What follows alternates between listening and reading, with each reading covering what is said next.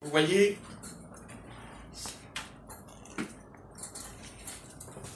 il y a tellement de personnes qui veulent nous décrire le Seigneur Jésus-Christ, mais vous savez, la meilleure façon de savoir comment il est le Christ, c'est dans ce passage que nous venons de lire. Amen. Et c'est à lui que nous aurons affaire. C'est à lui. Et si l'apôtre Jean l'a vu dans son corps vivant sur la terre, combien à ce moment-là, nous, quand on partira, on le verra. Mais ça ne veut pas dire qu'on ne peut pas le voir. Voilà la question qui est intéressante, parce qu'on pense qu'on verra Jésus-Christ quand on sera mort. Mais la parole divine nous montre dans plusieurs passages qu'il y eut des hommes, surtout dans le Nouveau Testament. Vous voyez, on est toujours en train d'attendre que toutes ces choses, on les verra quand on va mourir.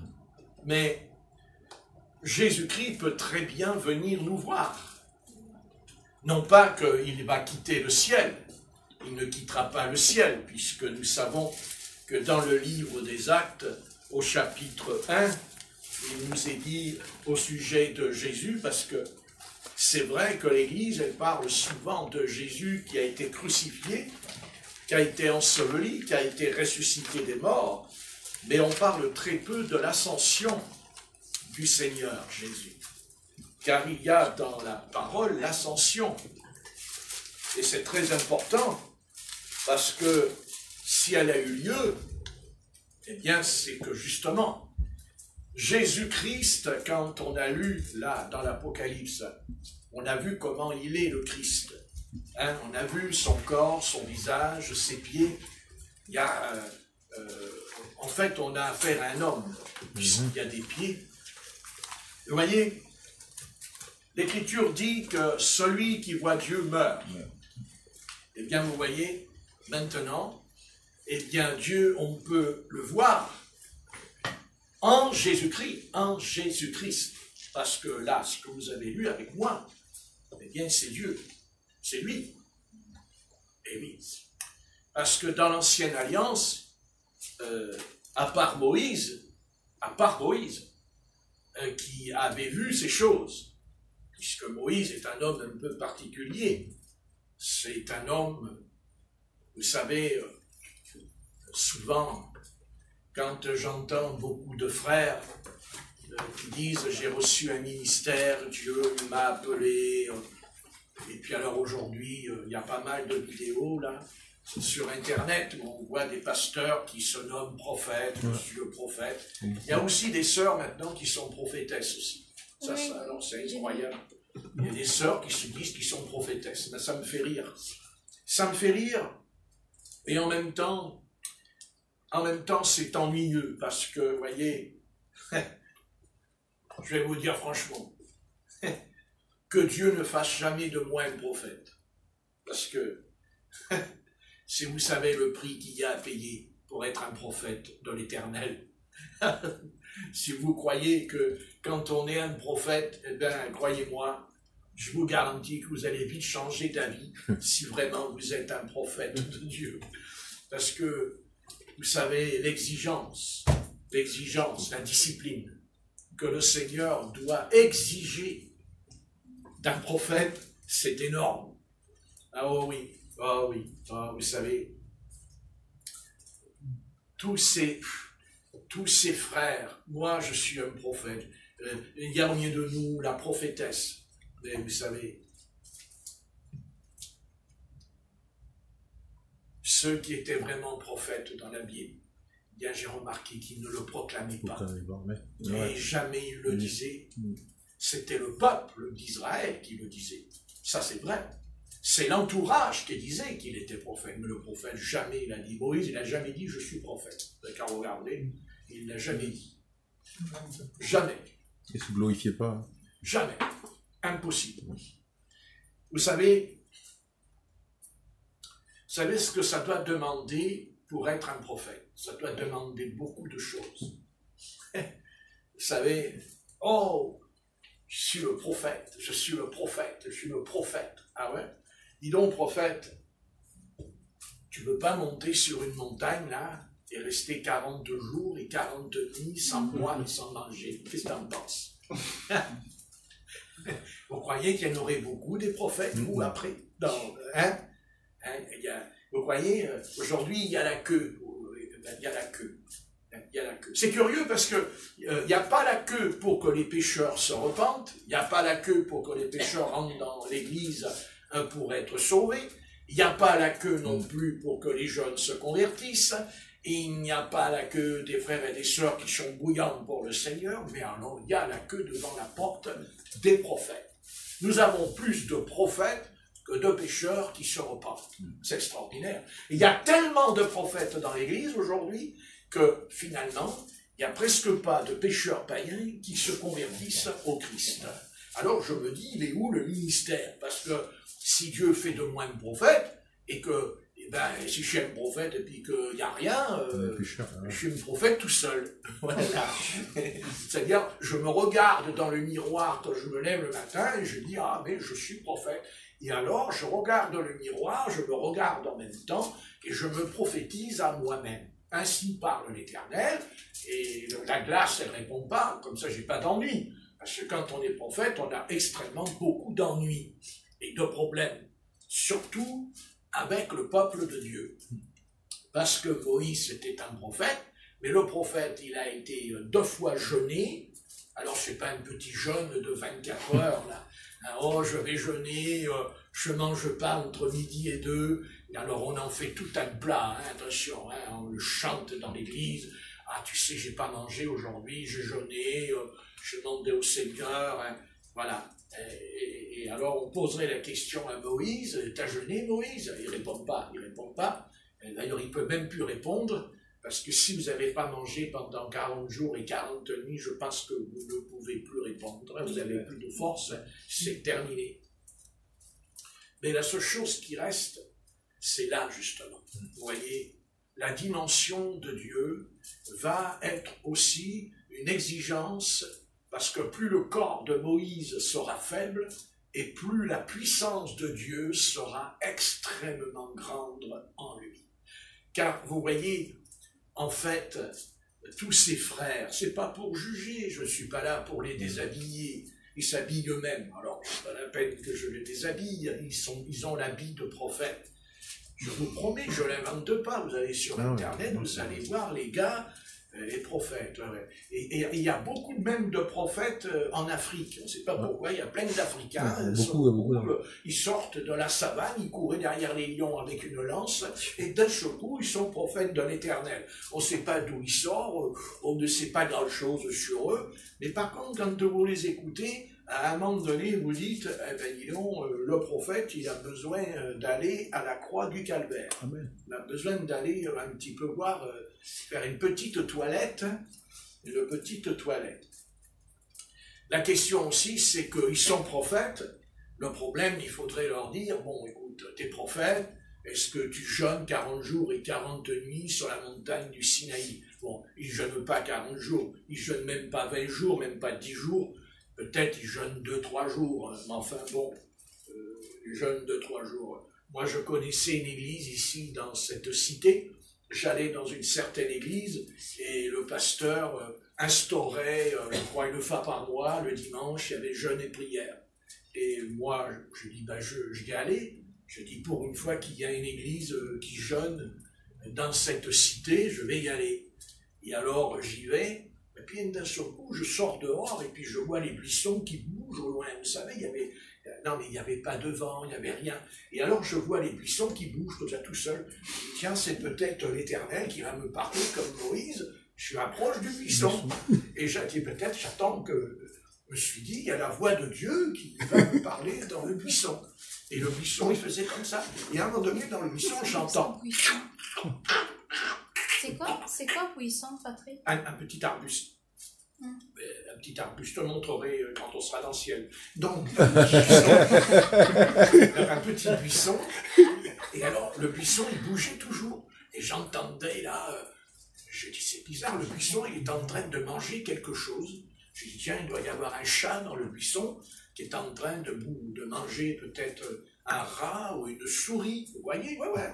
Et alors je m'approche dans le buisson, et puis à un moment donné, je vois au loin un frère. Ah, j'ai dit, tiens, c'est pas une souris alors. Donc, j'ai dit, tiens, frère, qu'est-ce que tu fais dans le buisson? Et il me dit, je me cache parce que je suis en train de manger mon sandwich. Parce que j'ai faim. Alors, je lui ai dit, oui, mais je crois qu'il y a jeûne et prière, là. Il y a jeûne et prière. L'église, elle est en train de jeûner, car à l'intérieur, il y avait des frères et des sœurs qui jeûnaient avec le pasteur. Et alors, je lui dis, mais je comprends pas bien. Quand tu vas retourner, tu vas dire que tu as jeûné. Alors que tu n'as pas jeûné, puisque tu es en train de manger dans le buisson. J'ai dit, tu sais, le Seigneur ne t'empêche pas de manger, mais s'il te plaît, tu commets un double péché en toi, le péché de l'hypocrisie. Tu deviens un hypocrite. Et vous savez que nous sommes tous des hypocrites. Il ne faut pas croire. Vous savez qu'on est hypocrite. Hein? Quand il y a vous savez, quand on voit un frère, une sœur arriver, bonjour, ça va? Oui, oh, le Seigneur te bénit. Oh, que Dieu! Une fois qu'on est dehors, oh, dis donc, celle-là, je suis tordre dans le cou, je lui arrache l'oreille, je lui boufferai le nez. Hein? Et par devant, hein? Et on a tous fait ça, n'est-ce pas? Hein? Ce que j'aime bien aussi, c'est le coup du téléphone. Ah, j'aime beaucoup cette histoire du téléphone. Vous savez, on est dans la maison, et puis ça barde, hein, ça va dans tous les coins, ça se dispute, et puis Basile est beau. Et d'un seul coup, il y a le téléphone qui sonne. Ça, c'est les sonneries de 30 ans en arrière. Hein. Hop, allô, bonjour, oui, vous allez bien, oui. Hein. Alors que 2 minutes avant, Basile est beau, les phrases. Hein. Ça. Et après, hop, on téléphone, allô. Et vous savez pourquoi? Parce qu'il y a en nous une capacité d'hypocrisie. Et c'est ça, l'hypocrite. L'hypocrite, c'est celui qui a l'apparence. Et en vérité, il est faux. Et ça, Dieu en a horreur. Et c'est ce que Dieu, et Jésus de Nazareth, Jésus le Nazaréen, c'est ce qu'il a détesté le plus, c'est ce qu'il a vraiment détesté le plus dans les pharisiens. Jésus n'a jamais traité les prostituées d'hypocrites. Et c'était des prostituées. Il n'a jamais traité les gens de mauvaise vie. Il n'a jamais traité les publicains de mauvaise vie. Jamais d'hypocrite. Mais quand il venait un sadducéen, un pharisien, le Sanhédrin, avec toute la connaissance qu'ils avaient de la théologie, mais ils étaient faux. Parce qu'à l'intérieur d'eux, ils n'aimaient pas ce que Jésus... Alors là, par contre, on va dire le prophète, parce que Jésus, c'est un prophète. Amen. Le prophète de Nazareth. Et quand le prophète parlait, ça ne leur plaisait pas. Ça ne leur plaisait pas. Vous voyez, c'est ça qu'on n'a pas bien compris avec le Christ. Jésus est quelqu'un qui n'est pas comme les autres. Il y a eu Moïse, il y a eu Élie, il y a eu Élisée, il y a eu Jean-Baptiste. Même Jean-Baptiste, il avait la puissance d'Élie sur lui. Il avait la puissance. Mais il n'avait pas ce que Jésus avait. Jésus, il est Dieu parce qu'il était capable de savoir que quand même on n'avait pas encore ouvert la bouche, ce qu'on allait dire. Il savait ce que nous pensions. Il était dans la pièce et il pouvait savoir ce qu'on pense. Eh oui. Si. Vous voyez, c'est ça justement que le christianisme devrait être capable, justement, par le Saint-Esprit, par les dons du Saint-Esprit. C'est pour ça qu'il y a les dons. Pourquoi Dieu nous donne des dons spirituels? On n'en a pas. Ben, c'est bien triste, parce que vous voyez, normalement, le Seigneur voudrait nous donner des dons spirituels. C'est son plan, c'est sa volonté. Le Christ ne nous a pas sauvés simplement pour dire gloire à Dieu, alléluia. Non. Le Christ veut nous donner les dons spirituels. Les dons spirituels. Mais ça ne nous intéresse pas, les dons spirituels, aujourd'hui. On n'est pas intéressé par les dons spirituels. On n'est même pas intéressé par un réveil.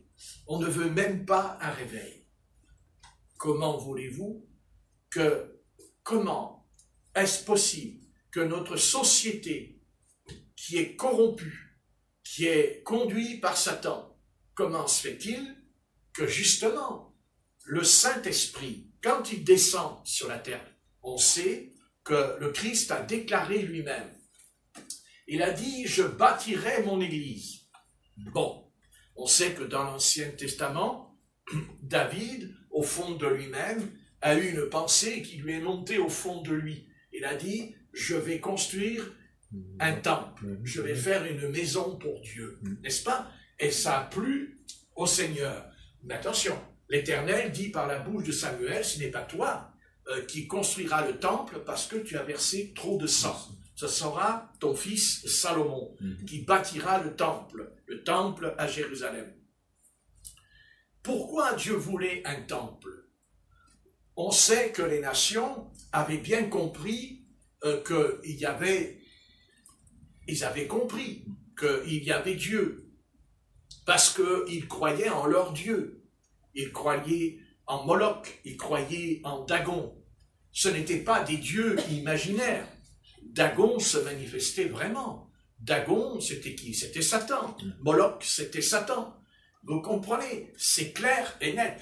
Et si Satan n'existait pas, alors pourquoi que dans le peuple d'Israël, ce qui n'aurait pas dû avoir lieu, pourquoi il y a eu alors les prophètes de Baal? Pourquoi il y a eu les prophètes d'Astarté? Si vraiment Satan n'existe pas, si Satan est un être qui n'existe pas, pourquoi sur la terre il y a les médiums? Pourquoi, n'est-ce pas? Pourquoi il y a la magie? Pourquoi il y a les faux prophètes, les faux docteurs? Pourquoi il y a les faux bergers? S'il y a le faux, c'est qu'il y a certainement quelqu'un qui dirige cette affaire, vous comprenez? Et Dieu, dans l'Ancien Testament, Dieu voulait s'opposer.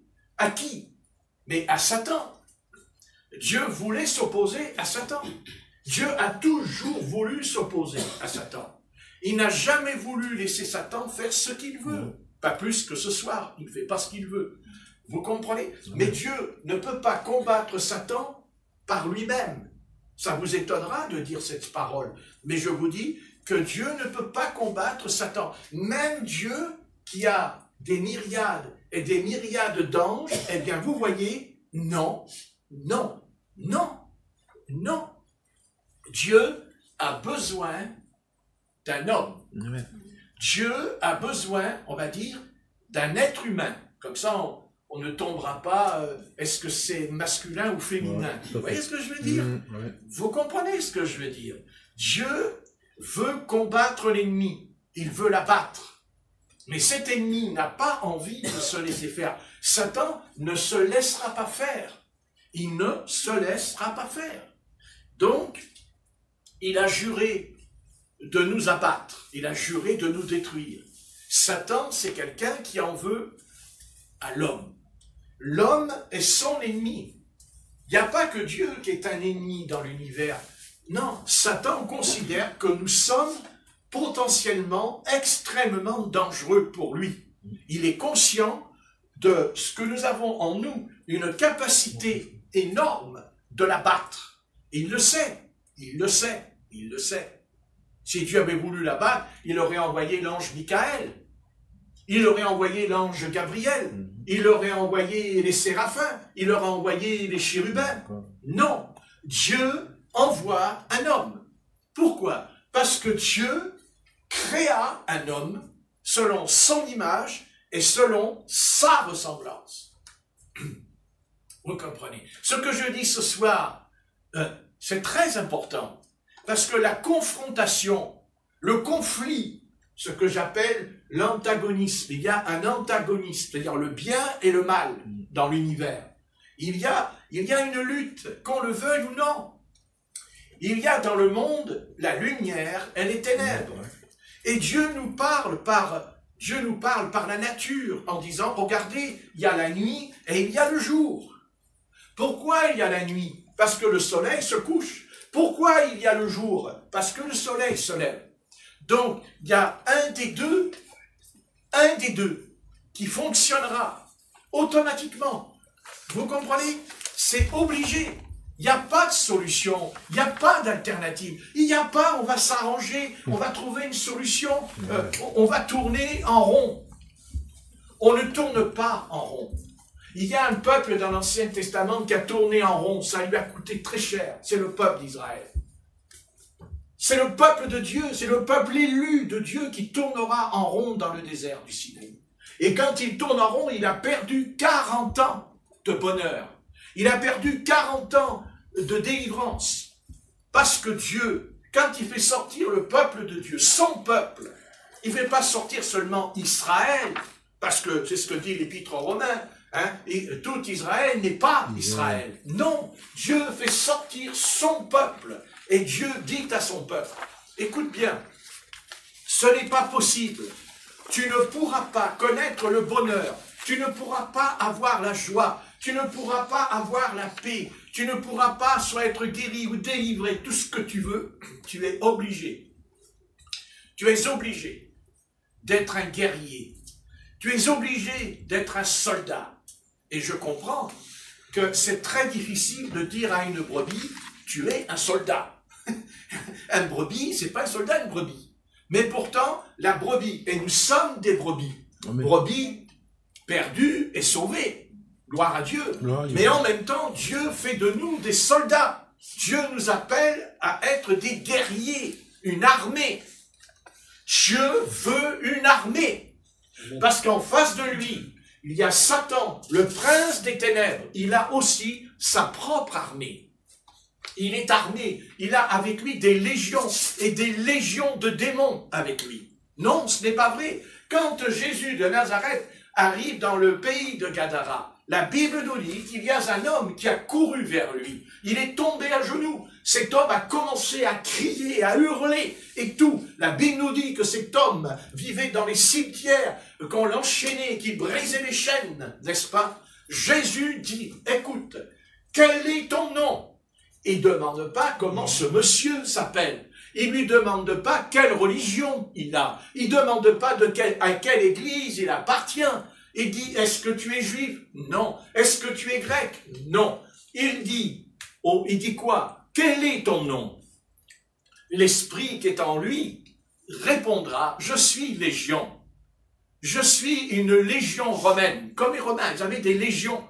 Et cet homme avait une légion. Et vous croyez que vous pensez que sur ce pays, il y a une légion seulement dans l'atmosphère? Bien sûr, nous ne voyons pas avec nos yeux ce qui se passe, mais nous voyons les résultats. Nous voyons le résultat social, nous voyons le résultat humain, parce qu'il y a des légions diaboliques et sataniques. Et Satan fera tout, d'abord, pour nous dire, je n'existe pas, je n'existe pas. Et l'Église l'a souvent aidé dans ce domaine. Eh oui, eh oui. Le Seigneur, c'est pas pour rien que Dieu, ce n'est pas pour rien. Dieu dit que quand Israël est sorti, il dit qu'il est sorti avec lui son armée, vous lirez, dans l'Exode. Et vous avez même un texte dans la Genèse qu'on va lire. Dans la Genèse.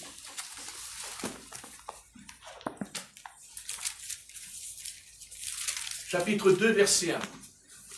Au sujet justement de ça, de l'armée. De l'armée. On pense que l'armée de Dieu, c'est ça. Ça vient quand Israël est devenu une nation, rentré en Canaan et tout. Non, pas du tout, pas du tout, pas du tout, pas du tout. Le problème, il remonte dans l'éternité. Il remonte dans l'éternité. Dans la Genèse 2, verset 1. Ainsi furent achevés les cieux et la terre. Et qu'est-ce que dit le texte? Et toute leur armée. Et toute leur armée. Donc, ça veut dire que Dieu a une armée dans le ciel. Une armée importante.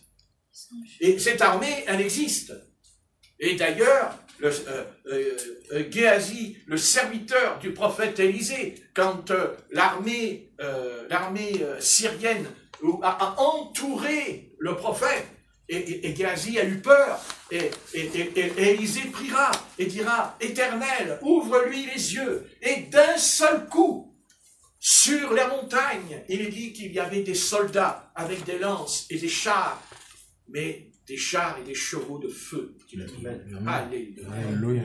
Vous comprenez très bien ce que je veux dire. Ça veut dire qu'il y a vraiment une armée invisible. Le prophète Élisée a dit, ouvre-lui les yeux. Et Dieu va ouvrir les yeux de ce serviteur. Et là, il va voir exactement de quoi ça retourne. Eh bien, c'est pareil pour nous. Nous ne sommes pas seuls. Nous ne sommes pas seuls. Loin de là. Croyez-moi, nous ne sommes pas seuls. Oh oui. Il y a un sacré combat dans l'univers ce soir. Et voyez, pour l'instant, les hommes ne sont pas prêts encore. Mais, comme j'ai dit tout à l'heure dans la prière, j'ai dit, Seigneur, avant de nous remplir, il faut d'abord nous vider, j'ai dit. Et Dieu conduira l'humanité dans le vide. Dieu conduira les hommes dans le néant. Et c'est ce qu'il est en train de faire. Parce que je sais que quand ce virus, on dit pas, attendez, on n'est pas là pour dire, ah, c'est bien, il y a le virus, pas du tout. Le virus, on n'en veut pas, on est les premiers à ce qu'il... On est d'accord, on le sait, c'est là. Mais Dieu, lui, il ne pense pas comme nous. Dieu, il n'est pas comme nous. Parce que Dieu pourrait bien nous dire, c'est moi qui ai permis ça, c'est moi qui ai envoyé cette chose. Pourquoi? Mais parce que Dieu veut briser l'humanité, Dieu veut briser les nations, il veut briser les peuples. Parce que les peuples et nations sont loin d'être brisés, croyez-moi. S'ils étaient brisés, ils n'enverraient pas des appareils là-haut pour savoir ce qui se passe. S'ils étaient brisés, ils ne fabriqueraient pas des armes nucléaires, ils ne feraient pas des missiles nucléaires s'ils étaient brisés. Donc ils ne sont pas brisés. Car qu'est-ce qui les pousse à faire ces armes destructives? Qu'est-ce qui les pousse? Vous imaginez un peu s'ils s'en servent, ce qui va se passer sur toute la Terre? Vous imaginez le nombre d'humains qui vont mourir? Le virus à côté, ce sera du petit lait quand ils se serviront des armes. Ils sont en train de crier, de pleurer avec ce virus. Mais croyez-moi que dans les hangars, il y a plus qu'un virus. Il y a des armes de destruction. On ne peut, vous savez, regardez, le Seigneur leur parle. Il leur a parlé, il leur a dit, regardez, il y a le virus là, regardez, qui vous êtes, mais vous vous prenez pour qui? Je vous ai enfermé, j'ai fermé vos banques, j'ai fermé vos industries, j'ai arrêté les voitures dans la rue, oui, j'ai même arrêté les pompes à essence, j'ai tout arrêté, le pétrole, j'ai tout arrêté, je vous ai tous arrêtés, j'ai arrêté le comptable, j'ai arrêté le secrétaire, j'ai arrêté les docteurs, j'ai arrêté tout le monde, à moi tout seul. Ils disent, ah, c'est le virus. Non, c'est Dieu. Ah bon? Oui, c'est Dieu. Ah bon? Mais comment tu fais? Mais parce que j'ai pas les mêmes yeux que tout le monde. Moi, j'ai les yeux du Seigneur. Et il faut que vous ayez les yeux du Seigneur. Amen. Et non pas les yeux du monde. Parce que le monde a son raisonnement, dit l'apôtre Paul. Il a son raisonnement. C'est certain, il l'a. Et donc, Dieu, qu'est-ce qu'il fait?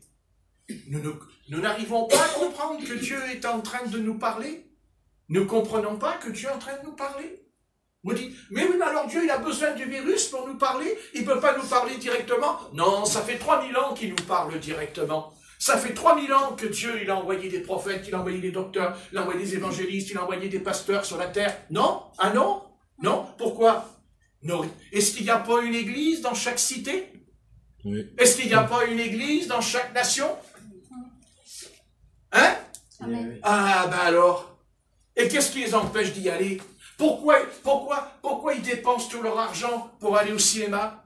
Pourquoi ils dépensent tout leur argent pour aller au théâtre? Hein? Est-ce que les virus, ça les arrête là pour aller au théâtre? Est-ce que ça les arrête là au puits machin, au puits du fou là pour est-ce que ça les arrête? Non. Est-ce que quand ils mettent un masque, ça les arrête pour autant? Mais c'est pas là qu'il devrait être. C'est pas là qu'il devrait être. C'est pas au Puy du Fou qu'il devrait être pour regarder le spectacle. Non, c'est d'aller dans l'église et de se repentir et de dire Dieu, viens à notre secours, on va mourir peut-être dans 2-3 mois. Parce que c'est peut-être ce qui va se passer dans 2-3 mois. Alors il vous chante à la télé, oh, il y aura une deuxième vague, il y aura une... Alors préparez-vous. Mais c'est pas que son corps qu'il faut préparer. C'est son âme qu'il faut préparer. C'est son âme qu'il faut préparer. Parce qu'une fois que la personne attrapera le virus, elle pourra mettre tous les morceaux de tissu sur la figure. Une fois qu'elle aura la bouteille de réanimation sur la figure, le tissu, là c'est plus le tissu, là, vous voyez, c'est la bouteille qu'on vous fout dans la bouche. Et 13 jours après, vous allez de l'autre côté. Donc c'est pas que son corps qu'il faut protéger, c'est son âme qu'il faut protéger. C'est son âme qu'il faut protéger. Parce que notre âme, elle est éternelle. Parce que notre âme, même si elle est perdue, elle est éternelle. Ah ouais, parce qu'il dit, ah mais mon âme, elle est perdue, alors c'est fini après. Ah pas du tout, pas du tout. Et ton âme est éternelle. La seule différence, c'est que la Bible dit qu'il y a 2 chemins, il y a 2 endroits. Et oui, c'est ce que dit la Bible, avec un abîme qui sépare les 2 endroits, l'enfer et le paradis. Qu'est-ce qui est le plus important? Est-ce qu'il ne pourrait pas se remettre en question? Qu'il soit catholique, romain, qu'il soit protestant, qu'il soit méthodiste ou baptiste ou pentecôtiste, est-ce que ne pourrait-il pas aller dans l'église pour faire, on va dire, un examen de conscience? Non, que se passe-t-il? Non, on ferme les églises, même celles dites du Saint-Esprit. Mais oui, mais oui. Qu'est-ce que vous croyez? Qu'est-ce qui peut nous sortir de ça? Qu'est-ce qui peut nous délivrer de cette épreuve? Qu'est-ce qui peut nous sortir de ce marasme? C'est quoi? Le morceau de tissu que je vais mettre sur la figure. Mais le morceau de tissu, c'est qu'un morceau de tissu, et le virus, qu'est-ce qui s'en fout? La preuve, puisque si vous ne l'étiez pas, il rentre. Alors,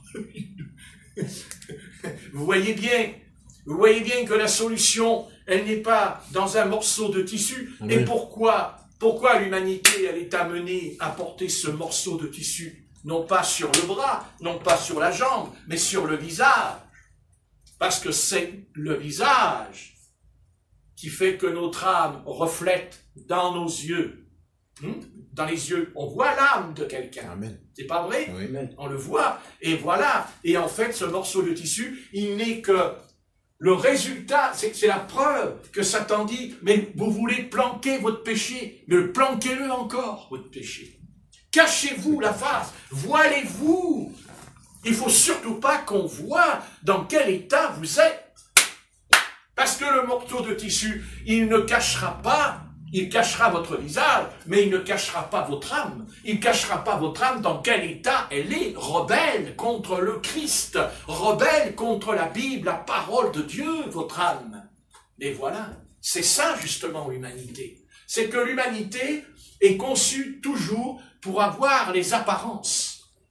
Les apparences. Et bien sûr, voilà.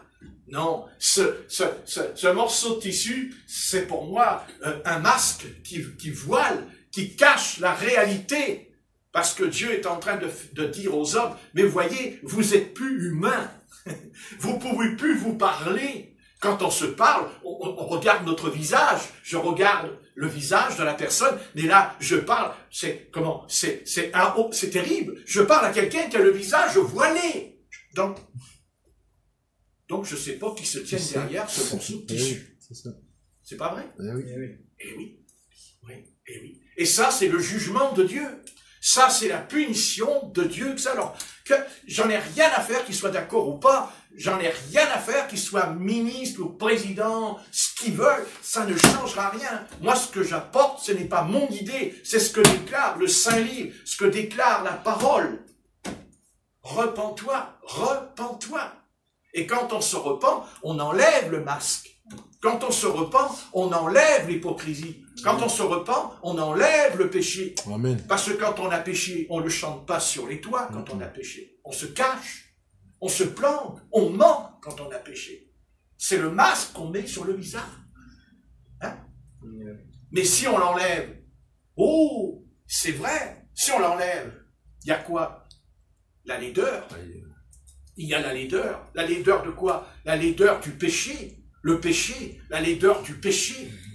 Voilà, la laideur du péché, n'est-ce pas? Il pense que le masque, il va planquer le péché, il va arrêter le péché. C'est-à-dire le virus, il va arrêter. Il n'arrêtera rien du tout.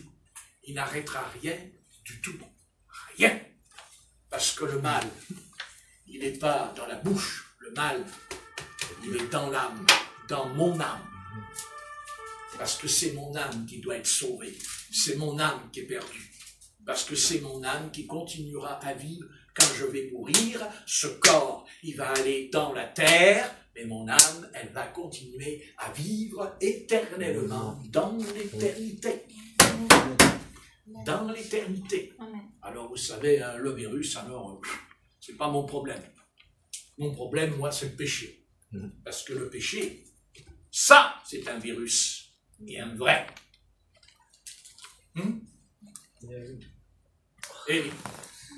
Et on sait que c'est pas facile de s'en débarrasser. Le péché. Mais on peut s'en débarrasser. Amen. Le sang de Jésus-Christ. Le sang de Jésus me purifie de tout péché. Le sang de Jésus me purifie de tout péché. Alléluia. Donc, s'il me purifie, c'est que j'ai plus de péché. Amen. Même si j'ai péché, j'ai plus de péché puisqu'il m'a lavé de tout péché. Non. Amen. Hein? S'il y a de la boue sur notre visage, s'il y a de la boue sur notre visage, qu'est-ce qu'on fait? On se lave. Et après, il y a la boue encore? Non. On se lave, il n'y a plus de boue. Et bien, c'est pareil. Notre âme a été lavée. Parce que l'humanité s'occupe du corps. L'humanité, c'est le corps. L'humanité, c'est son corps. Le Christ, il dit, ne dites pas, qu'est-ce que je vais manger? Qu'est-ce que je vais boire? Comment je vais m'habiller? Ça, c'est ça l'humanité. C'est le corps. Le corps. Mais l'humanité, elle ne pense pas à son âme. Elle ne pense pas à l'âme. Et non. Et pourtant, c'est elle qui va vivre éternellement. Votre corps ne vit pas éternellement. Votre corps, il va aller dans la terre. Il y a le cimetière nommé, il s'appelle Saint-Pierre d'ailleurs, c'est curieux, tiens, vous allez voir Saint-Pierre. C'est intéressant, il y a les clés du royaume. Hein? Donc, voilà, c'est pareil qu'il a les clés. Ben, voilà. Donc, on a lu tout à l'heure que c'était Jésus qui les avait. Hein? D'accord. Alléluia, gloire à Dieu. Hein? Non, elle est bonne celle-là. J'aurais voulu le faire, j'aurais même pas pu. Hein? Non, mais c'est formidable. Alléluia. Non, mais c'est important, c'est important. L'humanité s'occupe du corps. Le corps. Qu'est-ce que je vais manger? Qu'est-ce que je vais boire? Même ceux qui n'ont pas d'argent, ils passent devant un magasin, ils regardent le magasin et ils voient les robes. Et ils disent, oh la robe! Oh les chaussures! Mais ils n'ont pas d'argent. Mais c'est pas pour Rebecca. Mais ils n'ont pas d'argent. Non, ils n'ont pas d'argent. Non, mais ça fait rien. Ils aiment se faire du mal. Mais la robe, ils la voudraient. Ah ben oui. S'ils avaient un bazooka, ils iraient dans le magasin et ils prendraient avec tous les tissus. N'est-ce pas? Pourquoi? Parce que c'est la convoitise des yeux. Oui, c'est pas vrai. Et il n'y a pas que ça, il y a la nourriture. On rentre dans le magasin, on regarde la nourriture. Heureusement que... C'est vrai. Oui, parce qu'on serait capable d'acheter un grand camion. Et on arriverait devant le géant casino, on garerait son camion, les gens ils nous regarderaient, mais vous livrez? Non, je vais faire le plein. Je remplis mon camion. Non. La maman de Stéphanie, elle dirait, oh ma fille, je t'aime plus encore qu'avant. Oh ma fille, t'es formidable, t'as pris le bonne initiative, n'est-ce pas? C'est ça l'humanité. Possédée, mais jamais reconnaissante.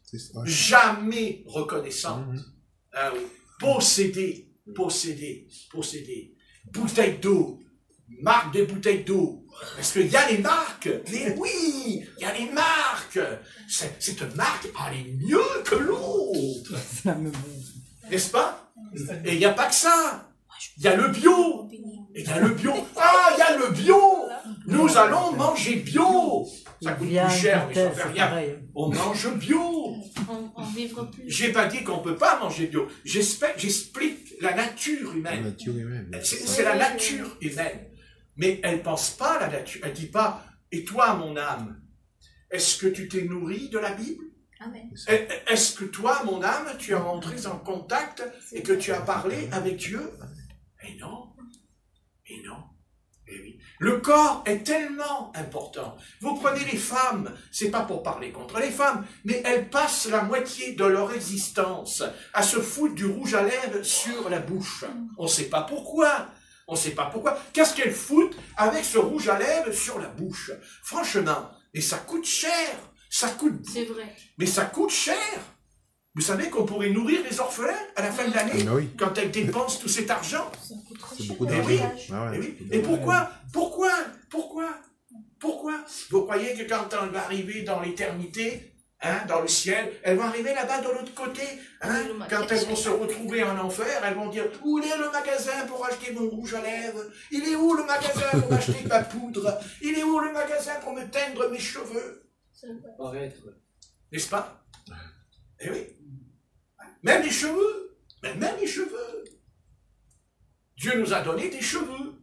Il a dit, tes cheveux seront noirs quand tu es jeune, et ils seront blancs quand tu es âgé. Jésus, il a les cheveux blancs dans l'Apocalypse. On vient de le lire. Vous voyez, vous, Jésus qui se teint les cheveux en rouge. Et un rouge, un jaune et... Ah oui, non. Je ferai rose à la prochaine fois. Il faut bien... Non, mais vous savez... Il faut bien que Stéphanie se rende intéressante.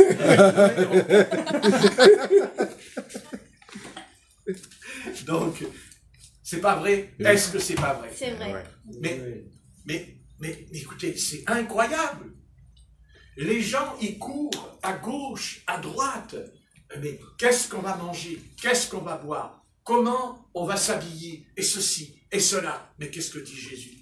Ne recherchez pas ces choses, mais recherchez le royaume de Dieu. Amen. Amen, Seigneur. Et toutes ces choses vous seront données par-dessus tout. Donc, le Seigneur ne nous... C'est pas vrai, il ne nous prive pas. Non. Mais cherche d'abord le royaume de Dieu et sa justice. Et sa justice, dit le Maître. Et toutes ces choses te seront données.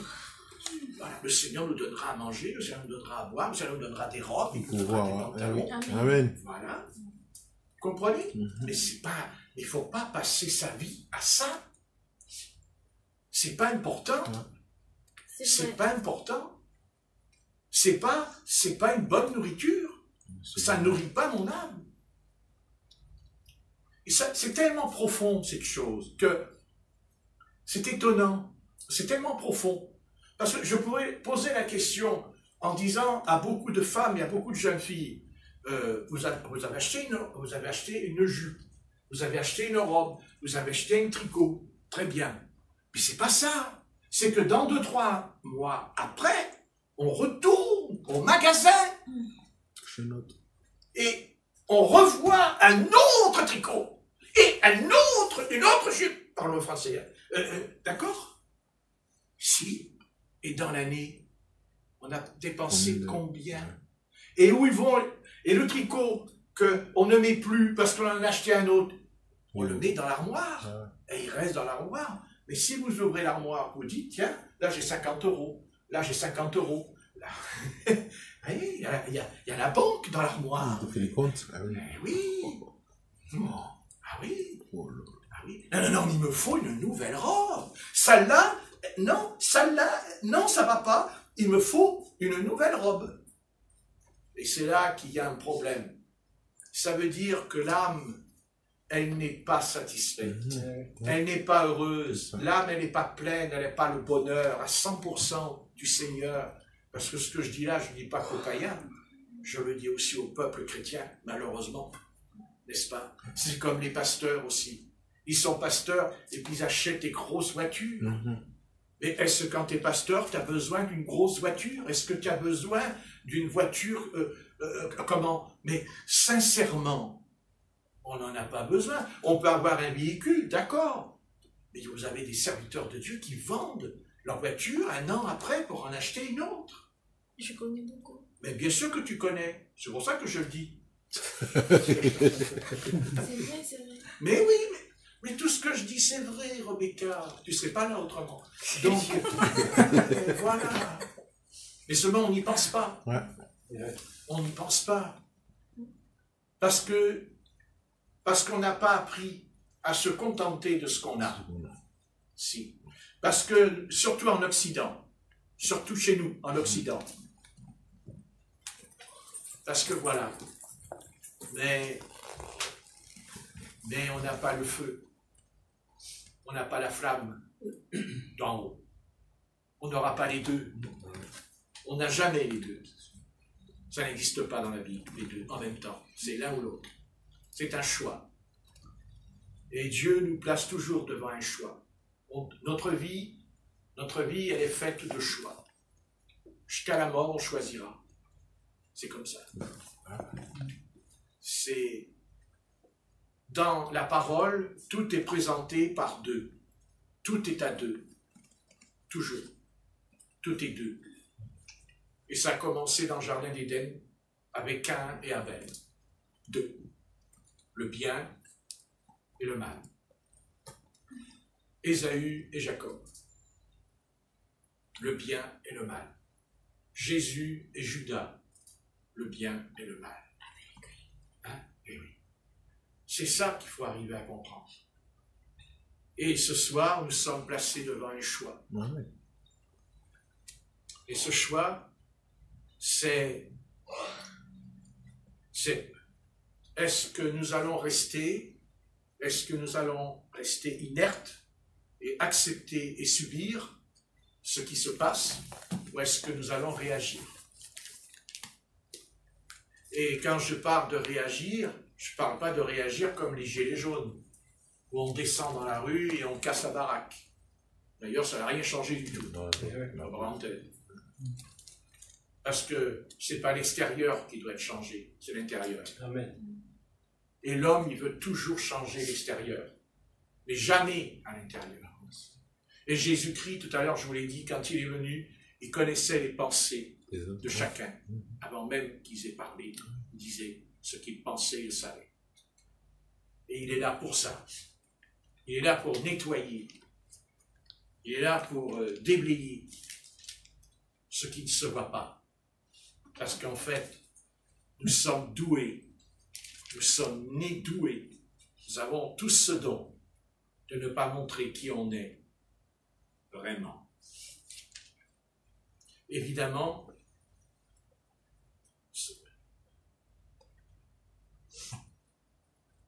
c'est pour ça qu'un prophète qui dévoile les péchés en public, je suis contre lui. C'est vrai. Je m'oppose contre lui. Pourquoi? Parce qu'un vrai prophète ne dévoilera jamais le péché en privé. En public. En public. Mais en privé, oui, il prend la personne à part, dans un coin, en secret, et il lui parle. Mais pas en public. Non. Parce que le sang de Jésus, le sang de Jésus, il n'est pas là pour nous accuser. Le sang de Jésus, il couvre le péché. Attention, il ne le justifie pas. Il ne l'excuse pas. Non, non. Il le couvre. Parce que un homme a payé le prix. Amen. Un homme est mort. Mais un homme innocent, mais accusé de crime. Jésus, le Nazaréen, au tribunal de Pilate, de Caïphe et de Anne, ils l'ont accusé. Ils ont fait venir des faux témoins. Mais il a accepté, il n'a rien dit. Parce qu'il aurait pu balancer tout cela, puisqu'il pouvait appeler 12 légions d'anges. Amen. Mais il ne l'a pas fait. Il ne l'a pas fait. Parce qu'il a donné sa vie pour que nous ayons la vie. Mais lui, sa vie, il l'a perdue pour que nous ayons la vie. Et ce n'est pas les paroles philosophiques, ce n'est pas les paroles intellectuelles qui nous sauvent. C'est quelqu'un, c'est une personne qui est venue nous sauver. Et cette personne, c'est Dieu qui s'est fait homme. Amen. C'est Dieu qui est descendu du ciel et qui s'est fait chair et sa chair qui était sans péché, elle a été crucifiée, non pas seulement par les Juifs, mais par chacun de nous ici, ce soir. Nous l'avons tous, nous avons tous crucifié le Christ par notre péché. Et rien ne pouvait effacer notre péché. C'est vrai. Ni l'huile d'onction dans l'Ancien Testament. Rien. Il fallait la mort. Il fallait la mort. Mais la mort d'un innocent, pas la mort d'un pécheur, la mort de quelqu'un qui était sans péché. Et ça, c'est Jésus-Christ qui était sans péché, sans faute. Il n'a jamais fauté. Jamais.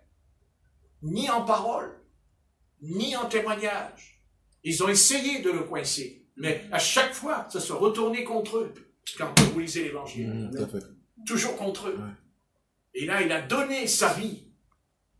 Il a donné sa vie innocente. Il a été puni à notre place. Il a été jugé à notre place. Il a été condamné à notre place. C'est nous qui aurions dû aller au tribunal.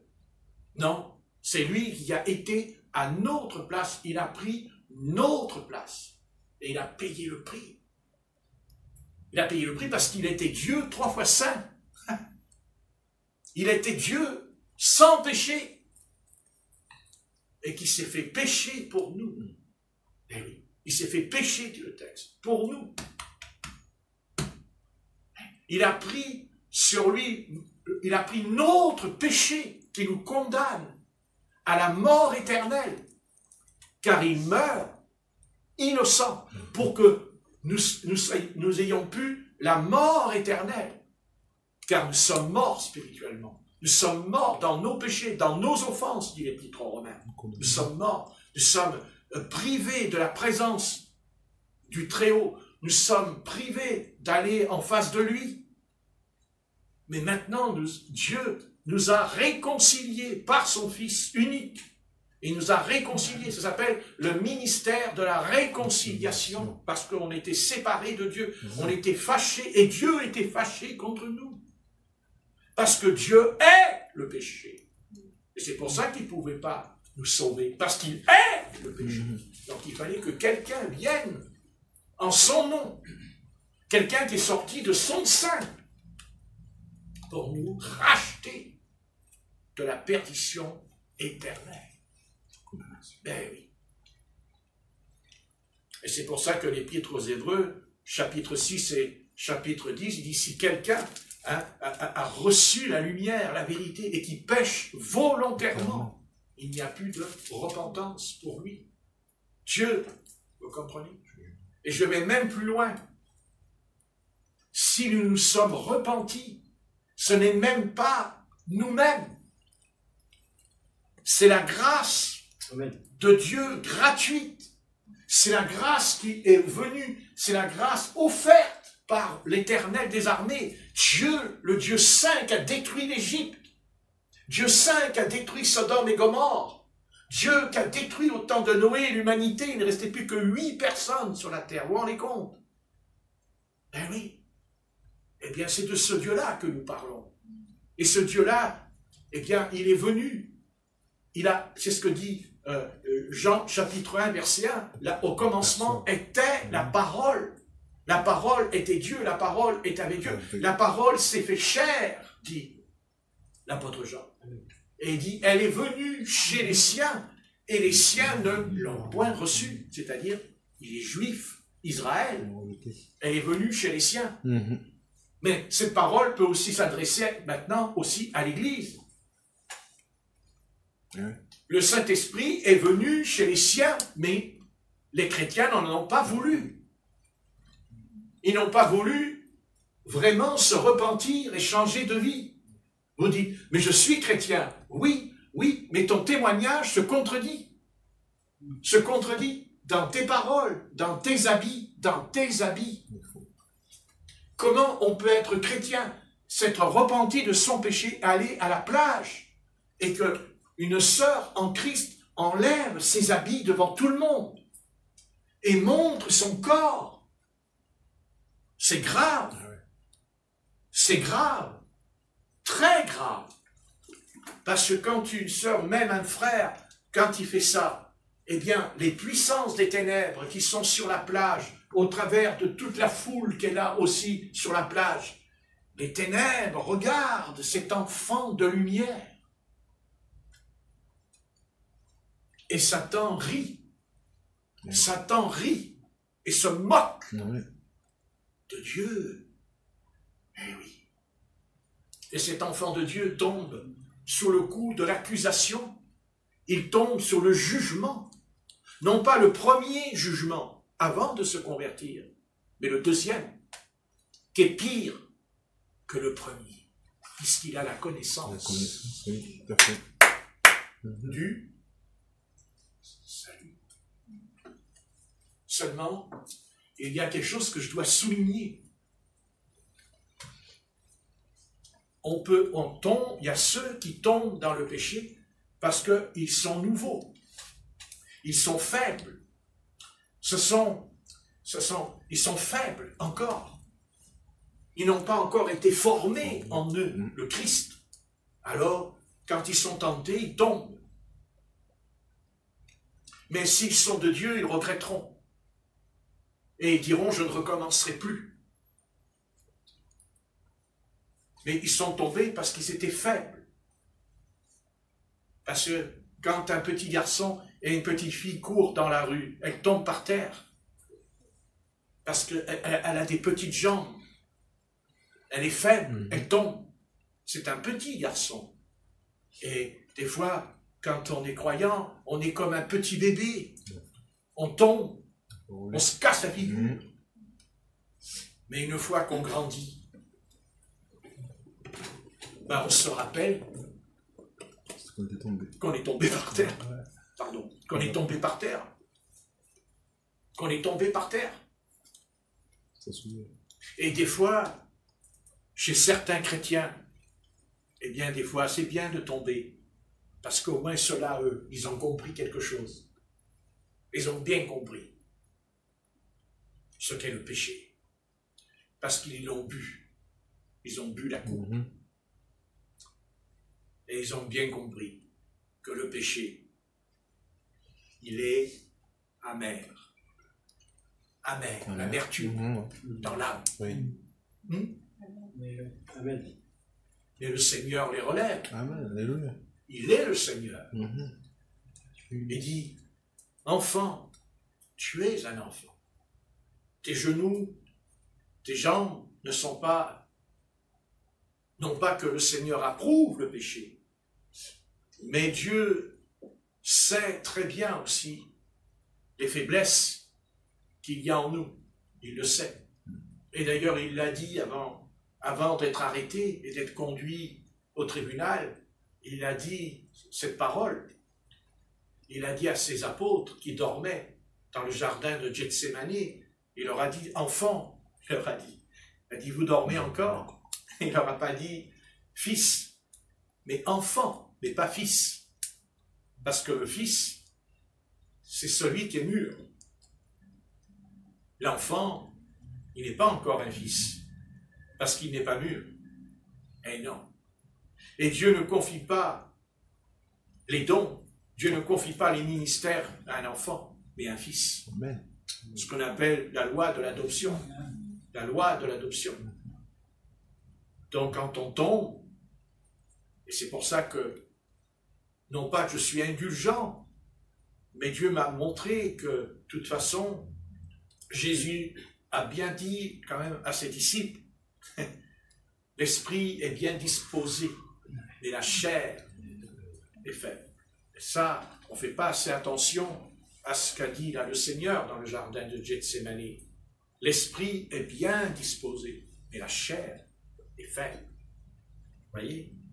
Donc ça veut dire que notre esprit est disposé. On aime le Seigneur, on veut être fidèle, on veut être avec lui, on l'aime, mais en même temps, la faiblesse, la force, c'est ce que moi j'appelle un paradoxe. Un paradoxe, c'est ça justement. C'est ce qu'il y a. Il semblerait que ça se contredit, ça veut dire. Et donc, ça ne se contredit pas. Ça ne se contredit pas. C'est pour ça qu'il y a des versets dans la Bible qui semblent se contredire quand on les lit. Mais non, Dieu ne se contredit pas, parce que Dieu dit au sujet de la faiblesse, j'ai choisi les choses faibles, les choses folles de ce monde. Les choses viles, c'est bon. Viles, mais faibles. Amen. Les choses faibles, justement. Et Dieu n'a pas choisi, il nous a pas choisi parce qu'on est fort. Amen. Mais on est fort. Oui, si, on est très fort. C'est pour ça qu'on pêche. Parce qu'on est fort. Parce que le péché, c'est lui qui nous donne cette force. Mais une force charnelle. Alors Dieu nous brise, il nous vide. Amen. Il nous envoie par terre à plusieurs reprises. Justement pour qu'on n'ait plus la force, mais la faiblesse. Et il permet des fois qu'on chute pour découvrir que nous sommes très, très faibles. Et c'est quand on a compris qu'on est faible. Et c'est là que l'apôtre Paul dira dans Galates 3:20, ce n'est plus moi qui vis, mais c'est Christ qui vit en moi. Parce qu'il a compris. Quand il est malade, qu'il a une écharpe dans la chair, il dit, un ange de Satan me souffle dans l'oreille. Il dit pas un démon, il dit un ange de Satan, dit le texte. Ha! Donc ça veut dire que Satan a des anges, mais des anges déchus. Donc ça veut dire qu'il y a une différence entre un ange de Satan et un démon. Bien sûr. C'est pas la même chose. Encore. C'est pas la même chose. Vous comprenez? Les anges de Satan s'occupent de tout ce qui est spirituel, parce que Paul était spirituel. Et le Seigneur a autorisé à cet ange de Satan de souffler dans l'oreille une écharpe, dans la chair. Et cette chair, Paul devait extrêmement souffrir physiquement. Il avait des douleurs dans le corps. On ne sait pas ce que c'est. On pense que c'est ses yeux. Ce serait ses yeux. Puisqu'il a eu les yeux brûlés sur le chemin de Damas, bien qu'il ait été guéri. Mais bon, on peut être guéri, mais quand on vieillit, il peut y avoir des cicatrices en vieillissant. Parce qu'il ne faut pas oublier qu'il y a la vieillesse. La vieillesse fait apparaître des choses sur nous qu'on ne voit pas quand on a 20 ans. Des rides, des gonfles, ça gonfle un peu, là, on ne sait pas pourquoi. Hein? On a les jambes, alors là, les jambes, c'est plus les jambes d'une déesse, hein? Même les hommes. Hein?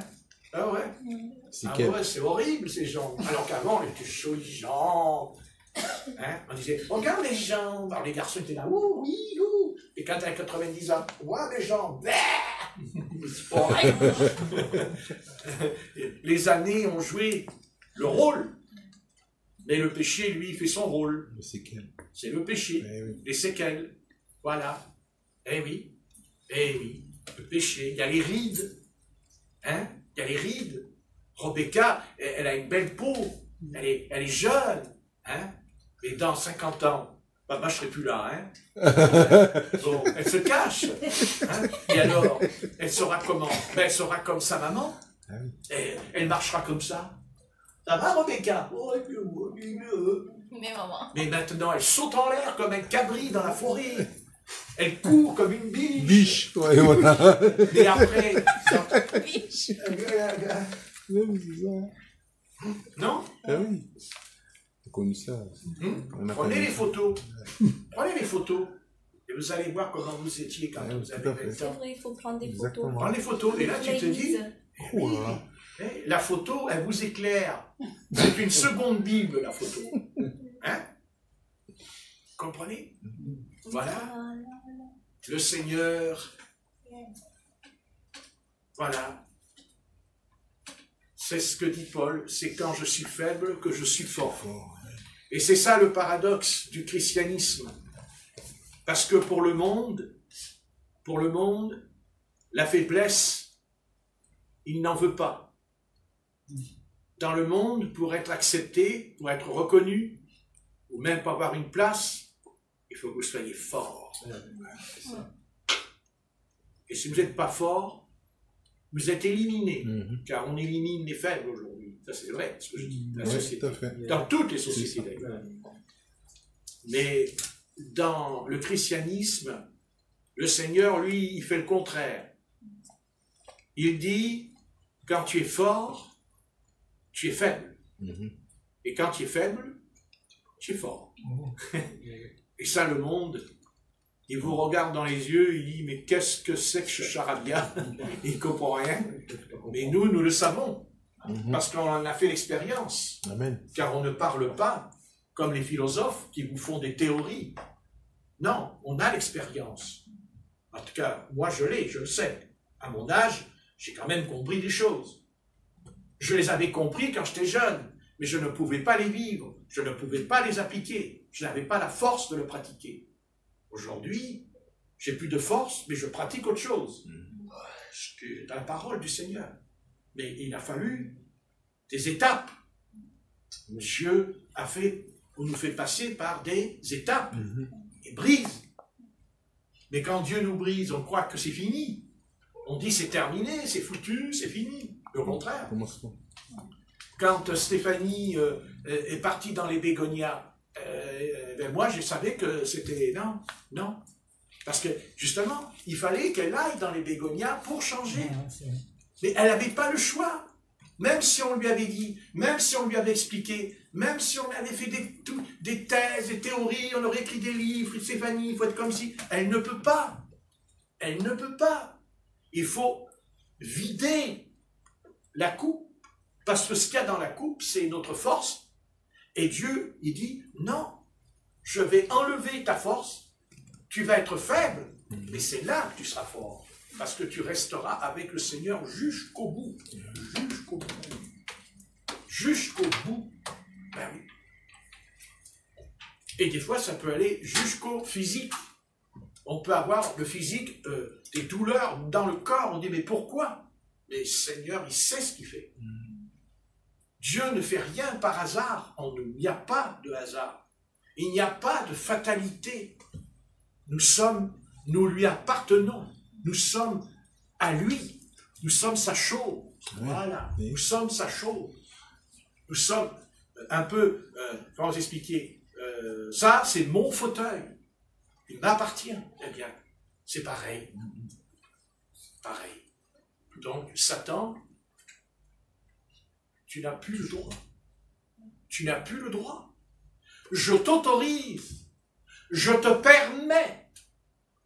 Mais pas pour que tu la détruises, mais au contraire, pour qu'elle soit contre toi un jour.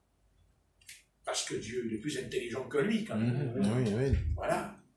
Alors, il ne faut pas se décourager et se dire, bon, ben c'est vrai, j'ai des faiblesses, mais le Seigneur nous aime tel qu'on est.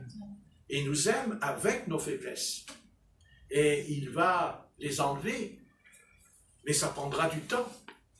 Ça prendra du temps, parce que nous sommes des êtres lents à comprendre, et lents à obéir. C'est ce que dit le prophète Ésaïe. Oui. On est lent, tout est lent en nous. Il n'y a que pour le péché qu'on n'est pas lent. Là, on court. Ah, là, on court. On ne sait pas pourquoi, mais on court. Mais pour ce qui est des choses de Dieu, on court moins vite. Hein? Vous comprenez, je suis fatigué, pasteur. Et moi, je passe la sieste. Fatigué. Moi, je suis fatigué, vous comprenez? Voilà. Quand on regarde les choses du monde, on n'est pas fatigué. Non. Vous voyez? Un ancien. Alain, de cette grille. Hein? On n'est pas fatigué. On n'est pas fatigué. Quand il faut venir à l'église, on est fatigué. Mais qu'est-ce qu'on est fatigué? Ouais. On est fatigué 24 heures avant la réunion. Et en plus, c'est certain. Ouais. Mais pour aller en ville acheter des trucs, on n'est pas fatigué. On est en pleine forme. Ah ouais. On descend même à pied. Même. Oui.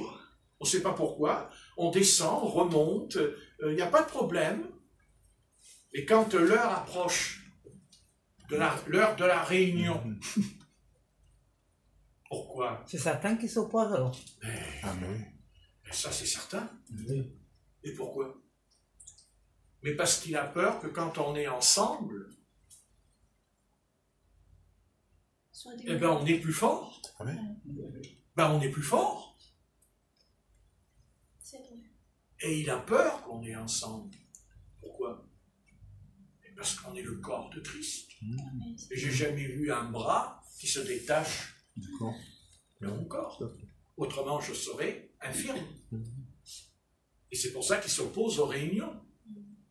Il s'oppose à la rencontre des enfants du Seigneur. Il ne veut pas.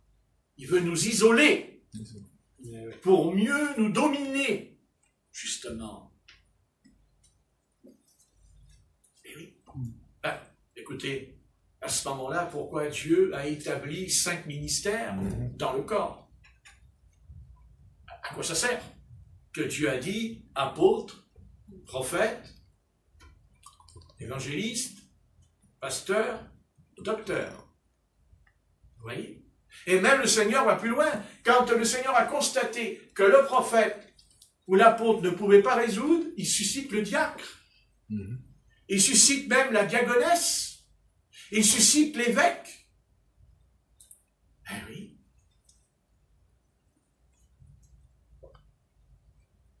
Et ce que diront d'ailleurs les apôtres dans Acte 7, quand il y a eu la dispute au sujet des tables, avec les hellénistes et tout, et les apôtres, ils ont choisi 7 hommes remplis de sagesse et d'esprit, afin que les apôtres continuent à se consacrer au ministère de la parole et de la prière.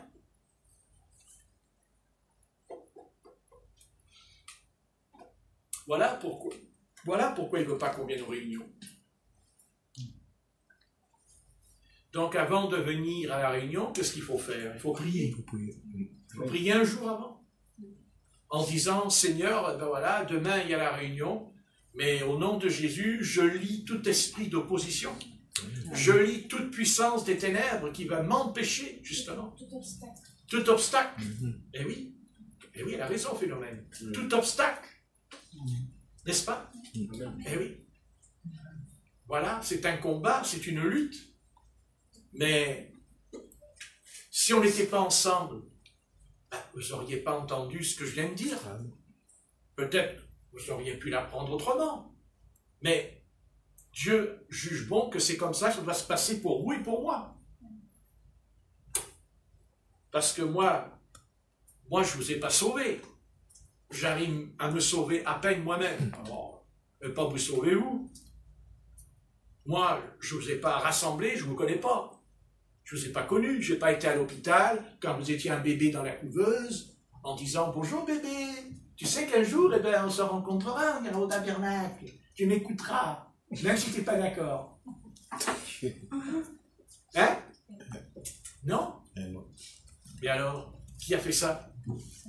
Qui a fait ça? Alors on va dire « Oh, le monde, il vous dira « Oh, mais c'est le hasard, c'est l'amitié. » Oui, mais alors l'amitié est drôlement extraordinaire, parce qu'il rassemble des personnes qui ont la même pensée, la même idée et la même foi. Alors là, il faut m'expliquer à moi. Non? Tout à fait. Voilà, exactement, ce n'est pas vrai. Voilà, c'est ça. Rebecca, qui est gitane. Et comment? Pourquoi? J'ai téléphoné, moi, en haut, dans le ciel. « Allô, Seigneur, tu m'envoies une gitane ?» Le Seigneur, il dit, « Ouais, je t'en enverrai une. »« Ah bon? Ouais, tu vas voir. Elle s'appelle comment? Elle te le dira quand elle arrivera dans l'église, quand elle s'appelle. » Moi, j'ai pas téléphoné au Seigneur. Non. Et comment elle a fait pour attirer là? Pourquoi elle a fait pour atterrir? C'est une extraterrestre, elle. C'est elle d'une planète. C'était prévu. C'était prévu. Et c'était écrit. C'est écrit. Eh oui. Et comment moi j'allais rencontrer Stéphanie en allant chez elle devant son mari qui l'avait enfermée dans la maison? Comment moi j'ai fait pour me retrouver devant cet épisode à la télévision?